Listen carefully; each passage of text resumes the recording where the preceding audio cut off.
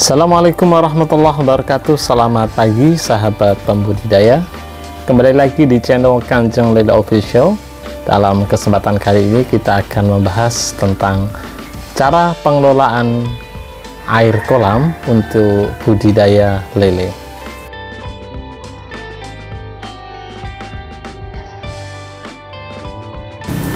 Untuk pengelolaan air kolam dalam budidaya lele, paling tidak ada 5 hal yang perlu diperhatikan. Adapun 5 hal tersebut antara lain, yang pertama adalah pemilihan sumber air. Adapun sumber air yang sering kali digunakan dalam budidaya lele selama ini adalah berasal dari air sumur ataupun dari air kali ya, ataupun air sungai.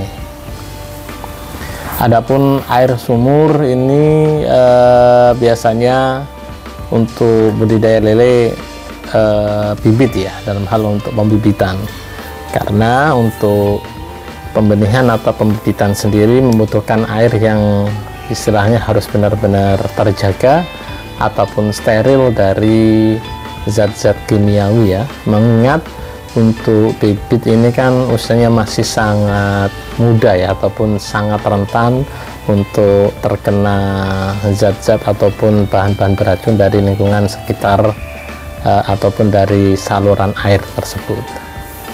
Jadi untuk pembibitan selama ini yang sering kita jumpai selalu menggunakan air dari sumur ataupun dari sumber yang benar-benar terjaga ya, atau tersteril dari kotoran-kotoran ataupun dari obat-obatan seperti itu. Adapun sumber air dari kali ya ataupun dari sungai, ini sering kita jumpai untuk sumber air dalam hal pembesaran ya, ataupun budidaya pembesaran lele untuk menuju tahap konsumsi.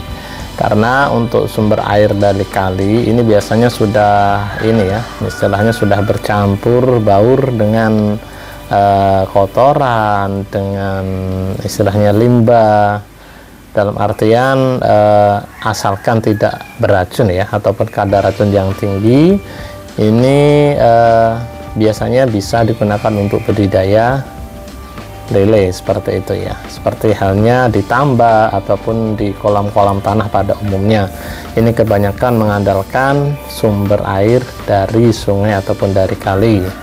Ataupun untuk pembibitan selama ini masih jarang ya kita menemukan untuk pembibitan menggunakan sumber air dari kali, mengingat resiko yang cukup tinggi ya jika dimasukkan ke kolam pembenihan seperti itu. Selain sumber air dari sumur ataupun dari kali, biasanya juga kita menemui sumber air dari hujan ataupun tanda hujan. Ini secara umum bisa ya dalam hal untuk pembesaran, dalam artian untuk proses budidaya menuju konsumsi itu bisa, tapi tidak 100% mengandalkan air dari hujan seperti itu.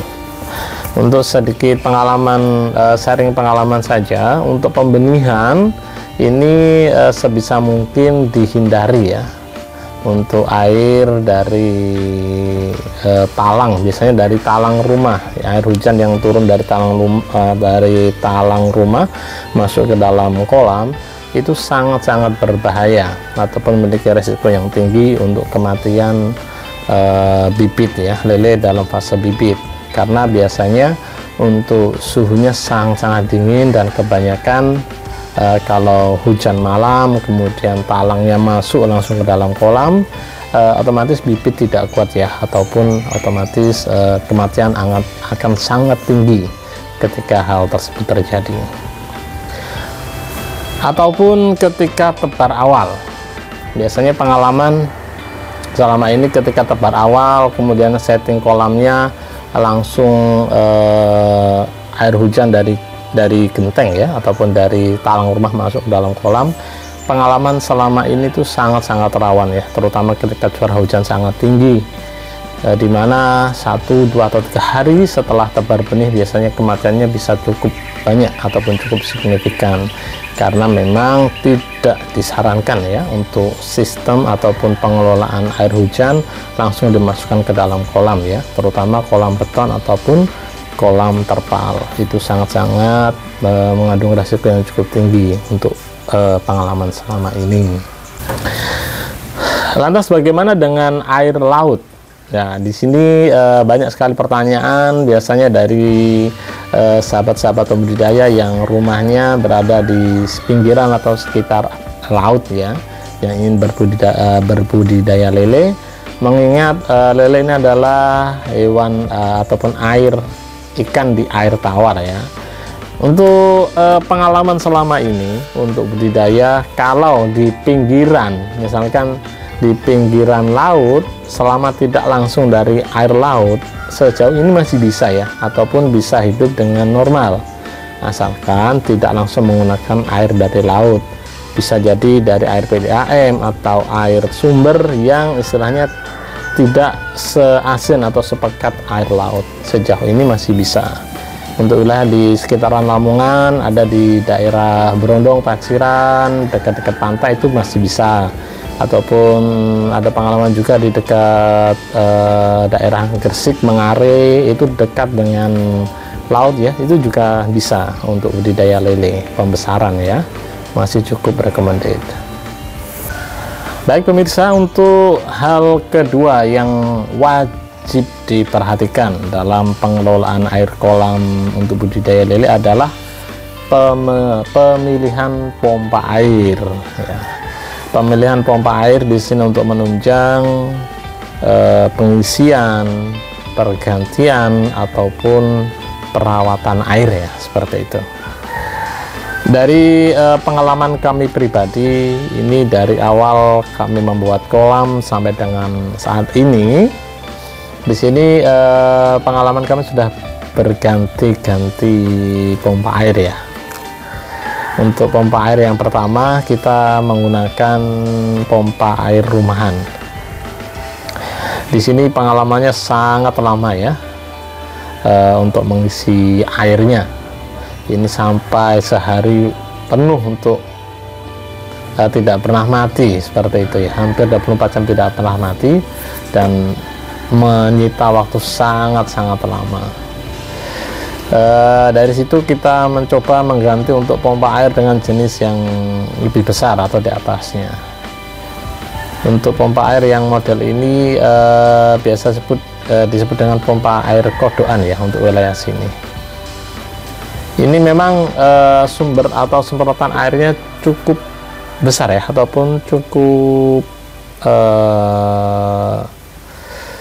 misalnya lebih besar jika dibandingkan dengan pompa air yang sebelumnya tadi. Tapi tetap saja ini masih belum bisa mensupport ataupun untuk memenuhi ekspektasi kami ya dalam mengisi air kolam yang sangat banyak seperti di kolam pemilihan kami. Kemudian untuk pengalaman berikutnya kita menggunakan pompa air yang sangat-sangat recommended ya menurut saya, yang digunakan hampir oleh seluruh pembudidaya, terutama pembudidaya benih ya, pembudidaya untuk benih ya.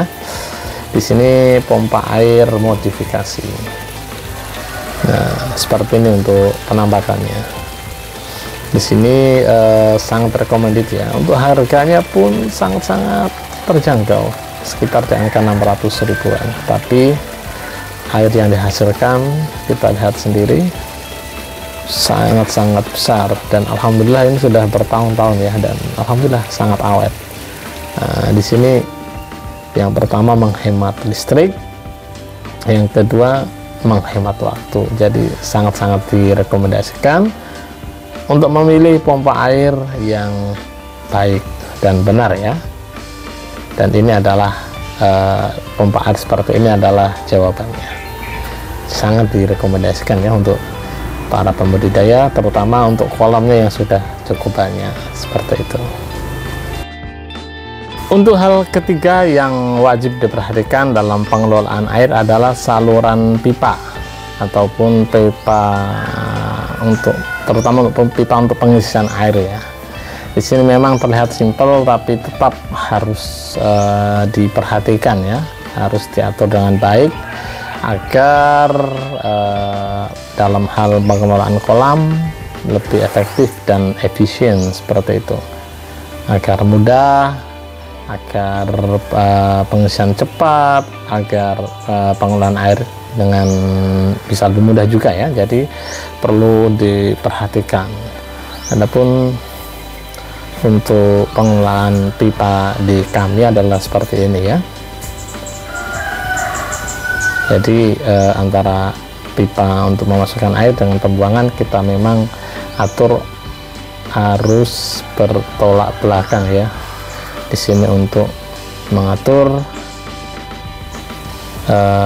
agar kotoran juga ikut terbuang ya, terutama kalau seperti ini kotoran atas juga otomatis akan terbuang ketika kita mengisi air ya, agar sirkulasinya bagus, airnya juga segar seperti itu ya, dan otomatis bibit lele akan sehat dan insya Allah terhindar dari berbagai penyakit ataupun kendala seperti itu. Adapun hal yang sangat penting keempat dalam hal pengelolaan air dalam budidaya lele adalah pengendapan air. Pengendapan air ini terlihat sangat sepele ya, tapi ini memiliki efek yang sangat-sangat besar. Jadi ini wajib diperhatikan. Karena apa? Ini terutama dalam masa awal tebar ya. Karena ini menyangkut untuk proses adaptasi yang cepat dan lebih mudah dilakukan oleh lele yang masuk ke dalam kolam baru kita ya, atau kolam pembesaran kita. Karena apa? Air yang sudah diendapkan biasanya otomatis dari segi kualitas airnya, dari segi mungkin untuk mikroorganisme hewan-hewan kecilnya, ataupun istilahnya airnya ini sudah layak ya, ataupun sudah nyaman untuk ditempati lele yang baru seperti itu. Terutama dalam kondisi-kondisi yang ekstrim, misalkan musim hujan dengan curah hujan yang sangat tinggi, kemudian panas, hujan panas, itu sangat-sangat berbahaya dan sangat rentan jika kita tidak mempersiapkan pengisian kolam atau pengendapan kolam jauh-jauh hari seperti itu. Untuk idealnya untuk pembesaran itu kurang lebih di 1 minggu ya untuk pengendapan idealnya. Tapi misalkan 3 hari 4 hari kalau memang istilahnya sudah mepet waktunya tidak masalah. Tapi yang menjadi patokan pengendapan itu sangat wajib ya. Syukur-syukur untuk hewan-hewan kecilnya, entah itu jentik, entah itu mikroorganismenya sudah hidup ya, atau sudah tumbuh ya. Itu otomatis lele yang kita tebar akan mudah beradaptasi dan insya Allah tidak mudah terserang oleh penyakit, terutama stres ya, karena airnya yang baru seperti itu. Adapun hal kelima yang sangat penting dalam hal pengelolaan air kolam adalah pengaturan saluran pembuangan airnya.